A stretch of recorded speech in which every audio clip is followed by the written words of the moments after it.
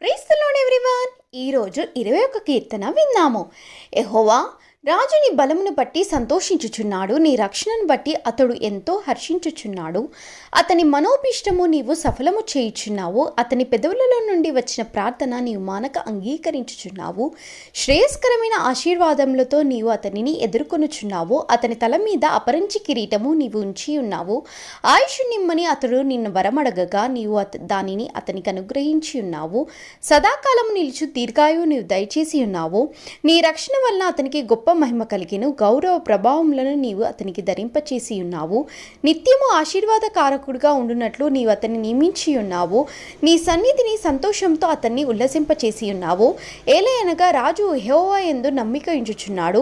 సర్వోన్నతుని కృపచేత అతడు కదలకుండా నిల్చును. నీ హస్తము నీ శత్రువులందరినీ చిక్కించుకొనును. నీ దక్షిణ హస్తము నిన్ను ద్వేషించు వారిని చిక్కించుకొనును.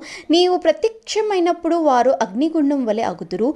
తన కోపం వలన యెహోవా వారిని నిర్మూలము చేయును. అగ్ని వారిని దహించును. భూమి మీద నుండకుండా వారి గర్భఫలమును నీవు నాశనము చేసేదవు. నల్లలో నుండకుండా వారి సంతానమును నశింపచేసేదవు. వారు నీకు కీడు చేయవలనని ఉద్దేశించిరి, దురాపాయము పన్నీరి, కానీ దానిని కొనసాగింపలేకపోయిరి. నీవు వారిని వెనుకకు త్రిప్పివేసేదవు. నీ వింటి నారులను బిగించి వారిని ముఖం మీద కొట్టుదువు. యెహోవా నీ బలమును బట్టి నిన్ను హెచ్చించుకొనుము. మేము గానము చేయుచు నీ పరాక్రమమును కీర్తించెదము.